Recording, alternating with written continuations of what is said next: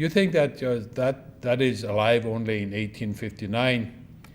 In the BC Court of Appeal in the Chilcotin case, recently decided, and now it's like 2 years ago, the Court of Appeal in this province said the principle of discovery applies, therefore gives the Crown the right to occupy these lands legitimately under that particular thinking. Meanwhile, this doctrine has been discredited by the United Nations already, yet the court in this country continues to apply that standard in a fight by the Chilcotin people to have their title to their lands recognized. So that doctrine of discovery is a very contentious piece internationally, but it is at the very root to the finding of countries in the entire Americas.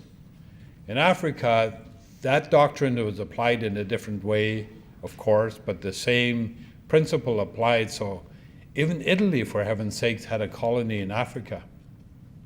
And different European countries set up states on the African continent. So since after the end of the World War, largely, we've seen a period of decolonization happening. There's a very structured process of decolonization that is happening. And we see one of the great icons of that deconstruction was late Nelson Mandela, Bishop Desmond Tutu. You know, somehow we pay really strong attention to something that's going on somewhere else, but when Indigenous peoples in this country are advocating for their right as self-determining peoples to exist and fair justice about the issue relating to their lands, people think, well, Indian people want more. You know, there's one little T-shirt that's really raised a lot of controversy lately, and I'm sure some of you know the one I'm talking about. It says, if you own land, thank an Indian. Really pissed a lot of people off. But you know, in some ways there's some real truth to that. And we forget it, but it really is a stark reminder in a way, kind of poking somebody in the eye to say, wake them up. Because there's a tendency to be, you know, I don't really know the word to use, but there's a sense of apathy, right? That exists. And you know, unless something like that comes up, or we've seen in Oka in the early 1990s, we don't really realize it, that sense of justice. And this is not really trying to play any guilt trip on anyone. It's just like, we need to sort this out. We need to straighten it out, but we need to do it fairly, not on the terms and conditions set by the federal government or the provincial government. We got to sit down as equals and sort it out. Right now, in the northern part of this province, there's a massive potential development for liquefied natural gas. Governments, I've been to China. I've never been invited by any government to go to China. We've been going on our own, mostly to tell our story to the Chinese government officials and the Chinese business people that we're still here, we haven't gone anywhere. I've listened to government presentations over there, and they said, we have 115 years of energy supply, natural gas in northern British Columbia. I'm thinking, geez, you know, like, okay, 115 years from now, what are we going to do when all of that's gone? What will happen to those generations to whom we have responsibilities? We need to take care of our people now for sure. But here's the question that I have. Where will most of the money that's generated from oil in northern Alberta and gas in northern British Columbia, where would most of that go? It's not coming into our communities, I know that. I was in Norway. Norway, that small country, 5 million people, just a little more than this province's population. And they have a sovereign wealth fund. They've been developing the oil in the North Seas for I don't know how long now. But the sovereign wealth fund, their nest egg, is at $740 billion. They own 1% of the world's equity markets. They invest in the stock markets around the world, 1%.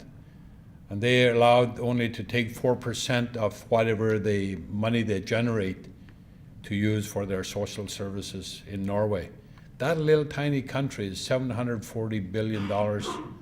So they're making sure that their peoples and their country benefit from the money that's being generated from the development of that resource. Alberta, where a lot of the oil comes from in this country, they run a $5 billion deficit a year. Figure that out. So in our case, as First Nations people, we really don't want to see that, because we have responsibilities to future generations. If we're going to take that resource and use it during our era or during our children's generation or grandchildren, we better make sure that we're looking into the future as well and not squandered away. So, you know, and I know many of us can read bottom lines. We know that the wealth generated goes to these huge international oil companies. That's where it's going. It's not really coming into our communities. You know, we create jobs and some businesses, but that foundation for the resource, for the foundation of that wealth creation comes the very resources which is at the center of the dispute in the northern part of this province, northern Alberta. So this notion of free, prior, and informed consent is an important one. As soon as First Nations people say free, prior, and informed consent, what do you think the word is that comes into people's minds? Government. Well, you don't have a veto. Because they think it means a veto. Free, prior, and informed consent means we need to have the information ahead of time. We need to have the full suite of information. All of the necessary, pertinent, and relevant information to make a decision, we need to have that. That decision needs to be made before any development takes place. And that decision by the peoples must be free. There should be no coercion. Which means then there's a real challenge for our communities. How do we inform our people and ensure that they have the information necessary to make the decision? Free, prior, and informed consent. It applies in our communities when we are making decisions. So we need to make sure that everybody's informed, and we need to ensure that their wishes and their decisions are respected. And if they say no, the consent answer is no. And if they say yes, the consent answer is yes. And in some cases, it may be maybe, subject to maybe further clarification or whatever. But that's the ability of free citizens to make those decisions. And in a democratic country like this, I think it's really a good foundation for important democracies that the citizens are able to make decisions like free, prior, and informed consent means. There's a bit of that in slide number, you can see that in slide number 6, there's a bit of, some of this document is over there too, by the way. There's a bit of that in slide number, you can see that in slide number 6, there's a bit of, some of this document is over there too, by the way, that PowerPoint, and feel free to pick it up. What is the legal status? Canada says, well, it's really only an aspirational document, the declaration. We think that it's more than that. It's, as I said, is international human rights standards put into this one instrument called the UN Declaration on the Rights of Indigenous Peoples. So we brought this issue before the Supreme Court of Canada on November 7th in the Tl'azt'en case that went before that esteemed court. And we argued that these international instruments and the international standards ought to be taken into account. Canada is part of the United Nations made of 192 states. And when the 192 states agree to an instrument, some of it become like the Convention on the Rights of the Child I referred to earlier, it becomes part of the international legal norm, the international legal standards. In this case, we have a declaration. It's not a convention as such, but it's a declaration on the part of the UN.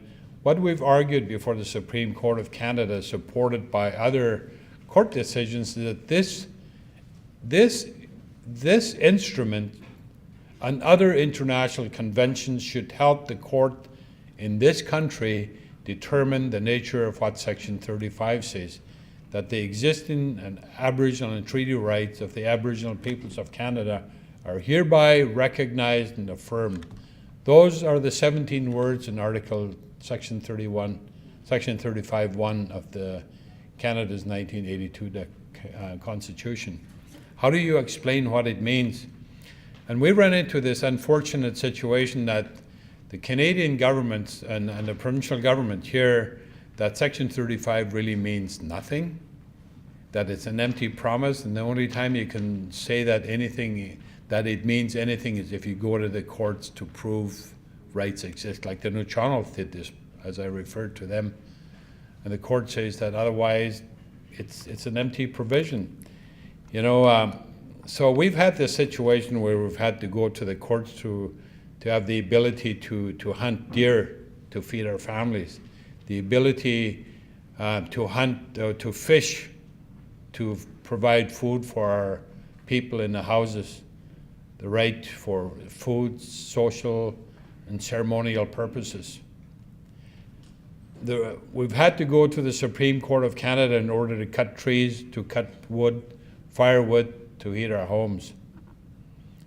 We've had to go to the Supreme Court of Canada for the court to declare we had a right to use the resources from our territories to have a moderate livelihood, to create a livelihood for ourselves. How many other people have had to do that? Which other people have had to go to the courts in order to do this? These are fundamental human rights, but otherwise we end up in the courts. Our people are charged for this violation and that violation. So I'm going to kind of move. The standards in Section 35(1), as I said, in the Constitution of Canada, that the existing Aboriginal and treaty rights of the Aboriginal peoples of Canada are hereby recognized and affirmed. Those 17 words are, as the former Chief Justice Brian Dixon, late Chief Brian Dixon said, it's a promise to Canada's Aboriginal peoples. Or even the 46 articles in the Declaration, the implementation of that, there's a huge gap between the practice of the right and the right as contained in whether the Constitution of this country or in the UN Declaration on the Rights of Indigenous Peoples. So the point is, I guess, it's consultation if you're from government, and it's consent if you're from the Indigenous perspective, from Indigenous communities. And that's where the divide exists between, and so you see this played out every day in the public, in the media. The Tl'azt'en people are awaiting a decision from the government of Canada about the mine at Fish Lake, which they're not supportive. They're opposed to it because it kills a lake, so that mining company could use it at a tailings pond for their waste from their mine.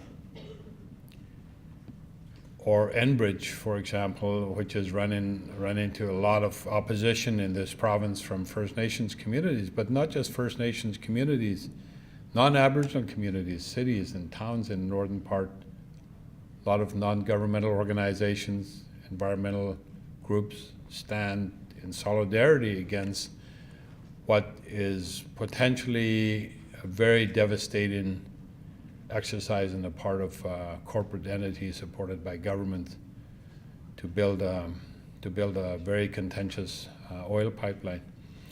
Now, I understand the rationale behind it. Right now, the only market for those big companies in Alberta developing the tar sands is the United States, so the price that's being received for a barrel of oil is pretty low. So they're saying that if we open up a market in Asia and we're able to deliver that oil through pipelines and tanker to Asia, whether it's China or Japan or Korea, then the price over there for oil is considerably higher. The difference between the price in the US and the price in Asia in market conditions now ranges anywhere between, and Minister Joe Oliver, Minister of Natural Environment or Minister of Natural Resources, said that it's as high as $20 billion a year. So suppose they build a pipeline and suppose they realize that $20 billion a year extra, where do you suppose that money will end up? And who do you think will be bearing the risks on the pipeline route, on the tanker traffic route? And it's the same issue down here in the Lower Mainland with Kinder Morgan's application to twin that project or to twin their pipeline. So I'm, if you would go to the very, on the issue of consent, I just wanted to refer to that. In instances, the Supreme Court in Delgamuukw said that the content of the duty varied with circumstances from a minimum duty to this duty to discuss important issues where the breach is less serious or relatively minor through the significantly deeper than mere consultation that's required in most cases to full consent of the Aboriginal nation on very serious issues. So considering that there are 17 proponents for 17 pipelines or LNG proposals in British Columbia, I think we're seeing this as on the very serious side of this scale, that consent is required. And so this is again the nature or the source of dispute between ourselves and the government. So on the very last slide, and you'll find this slide number 12. Here are some of the sites that you can go to find important documents. The UN Permanent Forum, set up 13 years ago by the United Nations under the Economic and Social Council. It's a main advisory body to the United Nations on Indigenous issues globally. The World Conference on Indigenous Peoples, I spoke to that will happen in September this year at the UN in New York. The expert mechanism on the rights of Indigenous peoples is set up through the Human Rights Council in Geneva, the Human Rights Council, one of the main bodies of the United Nations dealing with Indigenous peoples' rights. They've done some very important studies on the right to participate, dealing with extractive industries, important studies on education, on languages, Indigenous peoples' languages. Reinforced the UN RED, the UN Committee on Economic and Social and Cultural Rights that I referred to, and the UN Human Rights Committee, Council. These are the Special Rapporteur on the Rights of Indigenous Peoples. You write Google Special Rapporteur on the Rights of Indigenous Peoples, you'll see the incredibly important reports. His role, expert mechanisms, main functions is to do studies. The UN Special Rapporteur's really his main function is to do country visits where there are human rights violations. So his visit to Canada this last fall was extremely important because people are concerned on many different fronts, on many different issues that are coming before this country, and which governments continually refuse to acknowledge or to act. As I said, the relations in Lil'wat filed a petition with the Inter-American Commission on Human Rights on the issue of their children. You've seen that in the media in the recent days. I think it's an important development on that front. I think there are no mechanisms, judicial type mechanisms at the UN that could resolve these disputes. The best that we've seen is, for example, the International Committee on the Elimination of Racial Discrimination. Complaints can be brought before that body, and they will make findings and they will make recommendations for states to rectify problems. You should know that the president who will be appointed in early February, for the very first time, will be a highest ranking Indigenous person at the UN, will be appointed as the president of the UN Committee on the Elimination of Racial Discrimination. It's a treaty monitoring body. On the Convention on the Elimination of Racial Discrimination is an important international treaty dealing with human rights issues and the elimination of racial discrimination. So we'll see for the very first time an Indigenous person who will be appointed as the president of that, which is an important step, I think. So maybe thank you to the young man for his patience and trying to follow me, but I really wanted to thank you for your patience. I was asked by Robert Morales a number of months ago if I would be able to present to this audience tonight, and I welcome the opportunity and thank you really from the bottom of my heart for your patience. As I said at the opening in my language, that